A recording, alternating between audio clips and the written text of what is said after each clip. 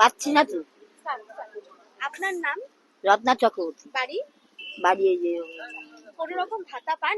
না না রাজ্য সরকার বা শিলিগুড়ি পৌর নিগম থেকে কোনো ভাতা পান? পাচ্ছি না তো। পাচ্ছেন না না। এর আগে অ্যাপ্লাই করেছিলেন ভাতার জন্য? কোনো apply আবেদন করেছিলেন? করি না, একবার করেছিলাম তখন হয়নি। হয়নি। আচ্ছা, পৌর নিগম থেকে বলা হয়েছে বয়স্কদের জন্য 500 টাকা করে দেওয়া হবে মাসে মাসে। তো এটা থেকে আপনি আবেদন করবেন? তো এই মাসে বছরে মাসে হ্যাঁ 500 টাকা করে দেওয়া মেয়েদের, হবে। শুধু মেয়েদের? বয়স্কদের জন্য, সমস্ত ও বয়স্কদের জন্য। তাই না? হ্যাঁ ওই মাস থেকে আবেদন করতে হবে? হ্যাঁ করতে হবে। তো কি আপনারা বলবো? কি ওখানে গিয়ে এসএমসি তে গিয়ে আবেদন করবেন? তবে এই যে ঘোষণা, এটাতে কি খুশি?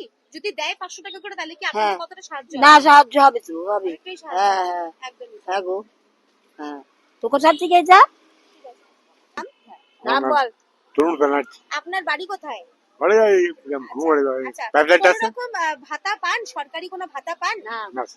আচ্ছা, পৌর নিগম থেকে বলা হয়েছে বয়স্কদের জন্য 500 টাকা করে ভাতা রয়েছে। কতটা খুশি এই উদ্যোগে? খুশি? না। হ্যাঁ বা খুশি না? হ্যাঁ খুশি। আবেদন কি করবেন? আবেদন করবেন?